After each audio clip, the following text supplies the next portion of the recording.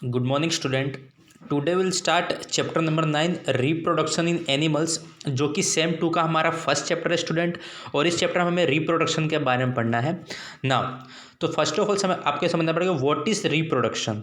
तो reproduction is essential for the continuation of a species ना। अगर किसी भी मुझे स्पेसिस को अगर कंटिन्यू करना, अभी स्पेसिस का मतलब होता है प्रजातियाँ, मतलब जैसे हम ह्यूमंस होते हैं, एनिमल्स होते हैं, तो अगर उनको अपना जनरेशन आगे लेकर जाना है, कंटिन्यू करना है, तो उन्हें कौन सा प्रोसेस करना पड़ेगा, तो रिप्रोडक्शन का ना। There are 2 types of reproduction, जैसे लिखा है ना modes of reproduction. It means कि there are 2 types of reproduction. कौन कौन से? एक होता है सेक्सुअल रिप्रोडक्शन और एक होता है एसेक्सुअल रिप्रोडक्शन ना। तो अब जो सेक्सुअल रिप्रोडक्शन होता है तो हमें उसके बारे में सबसे पहले पढ़ेंगे कि व्हाट इज सेक्सुअल रिप्रोडक्शन। तो देखिए बहुत सिंपल है कि the type of reproduction beginning from the fusion of male and female gamete is called sexual reproduction। तो इसका मतलब सबसे पहले सेक्सुअल रिप्रोडक्शन का डिफाइन है। तो यहाँ पे हमें याद रखिए सेक्सुअल रिप्रोडक्शन का मतलब होता है कि यहाँ पे हमें टोटल 2 चीज़ चाहिए, एक fusion of male and female gamete, दोनों मतलब मेल एंड फीमेल होंगे तभी सेक्सुअल रिप्रोडक्शन होगा। And now the reproductive parts in humans and study the process of reproduction in them. मतलब सबसे पहले हम लोग जो हमारे मेल रिप्रोडक्टिव ऑर्गन है उसके बारे में पढ़ना है और फीमेल रिप्रोडक्टिव ऑर्गन के बारे में पढ़ना है ना। तो first of all male reproductive organ, तो इसमें देखिए the male reproductive organ include a pair of testis, two sperm sorry two sperm ducts and a penis. Now the testis produce this male gamete is called a sperm। Student आपको याद रखना है कि सबसे पहले आप याद रखिए कि मेल रिप्रोडक्टिव ऑर्गन का डायग्राम और उस वो कंजिस्ट क्या क्या करता है। तो सबसे पहले 2 स्पर्म डक्ट जो कि आपको डायग्राम में दिखाई दे रहा है, 1 पेनिस एंड 2 टेस्टिस। अब होता क्या है कि द टेस्टिस काम क्या है student, the testis produce the male gamete called sperm. मतलब टेस्टिस का काम है स्पर्म को प्रोड्यूस करना। And million of sperm are produce by the testis. याद रखिए मिलियन मतलब लाखों स्पर्म प्रोड्यूस करता है हमारा टेस्टिस ना। अब यहाँ पे हमें स्पर्म का भी एक डायग्राम दिया गया। तो देखिए स्पर्म होता छोटा है बट इसके अंदर टोटल 3 चीज़ होती है। एक होता है हेड, मिडल प्लेस या फिर मिडल पीस, और एक होता है टेल उसका ना।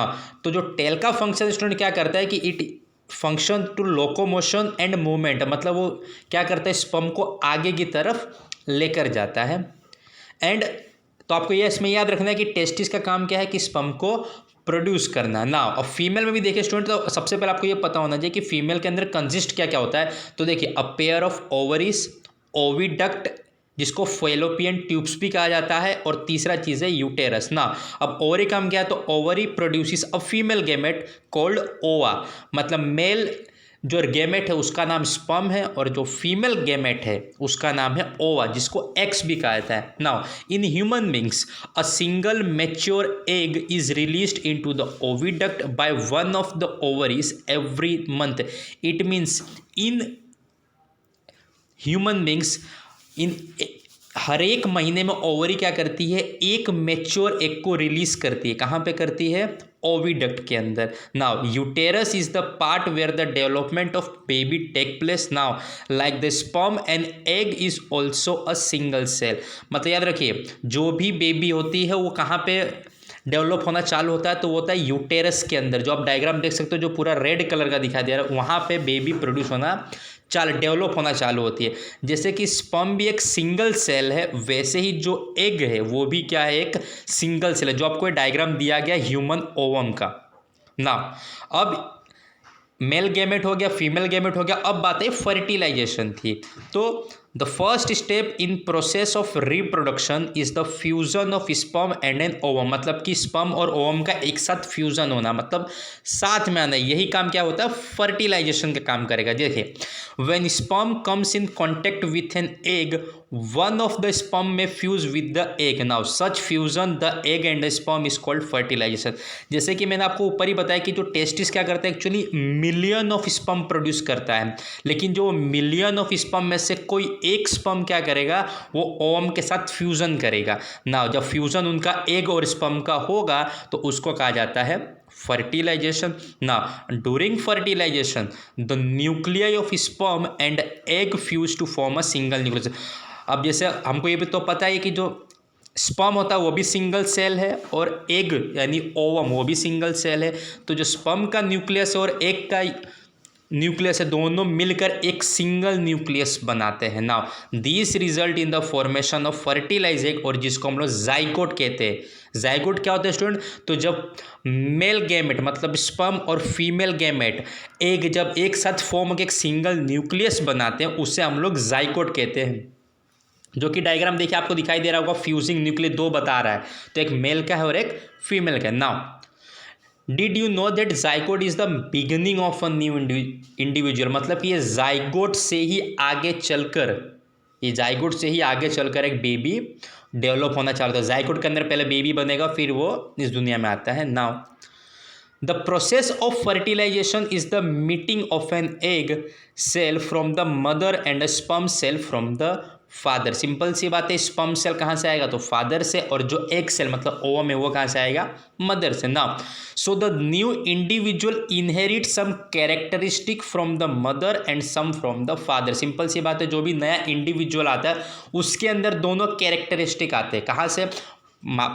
माता पिता दोनों के आते हैं, क्योंकि दोनों के सेल उस इंडिविजुअल के अंदर होते हैं। ना fertilisation take place inside the female body is called internal fertilisation. मतलब देखिए स्टूडेंट, अब फर्टिलाइजेशन भी दो टाइप का, एक इंटरनल फर्टिलाइजेशन और दूसरा आएगा एक्सटर्नल। तो इंटरनल क्या होता है? तो जो फर्टिलाइजेशन फीमेल बॉडी के अंदर होता है उसको बोलते हैं इंटरनल फर्टिलाइजेशन। जैसे कि एग्जांपल दिया कि किसके अंदर होता है, तो मैक्सिमम जो एनिमल्स होते हैं जैसे ह्यूमंस, काऊ, डॉग या हैंस, ये सब के अंदर कौन सा फर्टिलाइजेशन होता है? इंटरनल, मतलब शरीर के अंदर होता है। और जो हमारा सेकंड है वो हमारा होता है एक्सटर्नल, मतलब कि बॉडी के बाहर। तो इसके जो एग्जांपल देखिए तो कौन सा बताया गया इसमें एग्जांपल, तो देखिए कि ड्यूरिंग स्प्रिंग और rainy season frogs and toads move to ponds and slowing streams. Now when the male and female came together in water, now the female lay hundreds of eggs, unlike hen's egg, and frog's egg is not covered by cell and it is comparatively very delicate. Now a layer of jelly holds the egg together and provides protection to the egg. Now as the eggs are laid, the male deposits sperm over them and each sperm swims randomly in the water with the help of its long tail. Now the sperm comes in contact with the eggs and this result in fertilization and this type of fertilization is called external. अब external का मतलब क्या होता है? तो जैसे कि rainy season के टाइम जो फीमेल फ्रॉग होती है वो क्या करती है? पानी के अंदर हंड्रेड्स ऑफ अंडे दे देगी, एग्स बॉडी से बाहर रिलीज कर देगी। अब जो ये एग्स होते हैं एक्चुअली बहुत डेलिकेट होते हैं, तो एक जेली होता है वो उसको होल्ड करके रखता है पानी के अंदर। अब क्या होगा? अब जो मेल फ्रॉग है वो भी स्पर्म रिलीज करेगा और वो क्या करेगा? इनके ऊपर जितने भी ये एग से पानी के अंदर फैले वो इनके ऊपर क्या करेगा? वो अपना स्पर्म डिपॉजिट करेगा रैंडमली। अब क्या होगा? जब दोनों कॉन्टैक्ट में आएंगे तो उसको फर्टिलाइजेशन कहते हैं। तो ये डिफरेंस होता है। जो हमारा इंटरनल में क्या था कि जो एग होता है वो ह्यूमन बॉडी के अंदर ही प्रोड्यूस होता है, और यहाँ क्या होता है? एग को बॉडी के बाहर पानी में डाल दिया जाता है और उसके बाद स्पर्म कांटेक्ट में आता है, तो इसको हम लोग एक्सटर्नल फर्टिलाइजेशन कहते हैं। तो एक्सटर्नल फर्टिलाइजेशन का डिफाइन क्या है कि the fertilisation in which the fusion of male and a female gamete take place outside the body. याद रखिए स्टूडेंट, इसमें क्या हो रहा है? आउटसाइड द बॉडी, इसको बोलते हैं एक्सटर्नल। एग्जाम्पल दिया है फिश और स्टार फिश ना। अब जो सेकेंड हमारा नेक्स्ट टॉपिक है कि development of embryo. Now, fertilization result in the formation of zygote which begins to develop into an embryo. अब इसमें होता है क्या स्टूडेंट? जैसे हमने लास्ट पॉइंट में पढ़ा था कि फर्टिलाइजेशन के बाद एक जाइगोट फॉर्म होता है। जाइगोट क्या होता है? जिसमें कि हमारा मेल सेल होता है, स्पर्म का सेल और एग का सेल होता है, तो वहाँ से एक जाइगोट बनता है। और जाइगोट कहाँ फॉर्म होता है? तो स्टूडेंट ये होता है एम्ब्रियो के अंदर। अब देखिए एम्ब्रियो आपको डायग्राम में दिखाई दे रहा है कि जो डेवलपिंग एम्ब्रियो, जो सी नंबर देखिए स्टूडेंट, यूटेरस के दीवार के पास बता रहा है आपको ये। इसमें क्या होगा?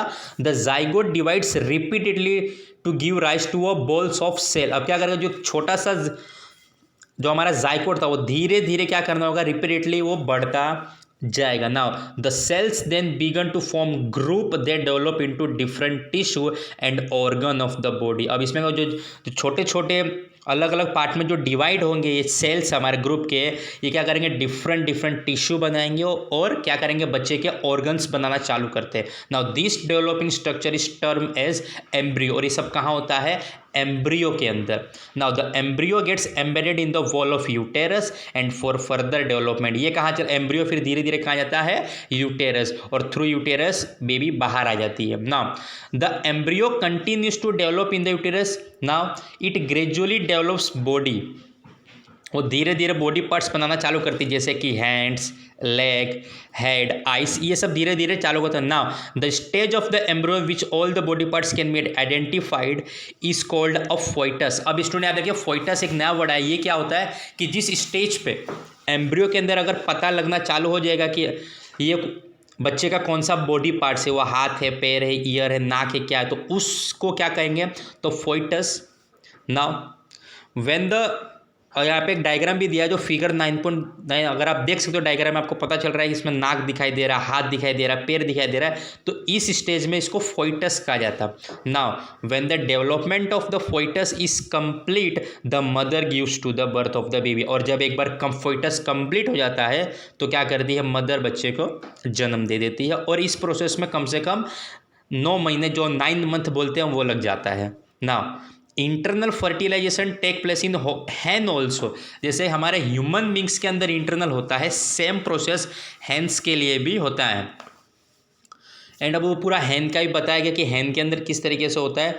एंड तो चलो उसके बारे में पढ़ लेते हैं। हैंस के बारे में बताया गया है कि hens give birth to the babies like human beings and cow, you note that they do not. अगर आप हैंस को देखो तो वो हमारी तरह, ह्यूमन बींग्स और एनिमल्स की तरह, काऊ की तरफ बच्चे को जन्म नहीं देती, वो क्या करती है, अंडे देती है। तो इसमें क्या होता है, तो देखिए अब now soon after fertilisation the zygote divides repeatedly and travels down the oviduct.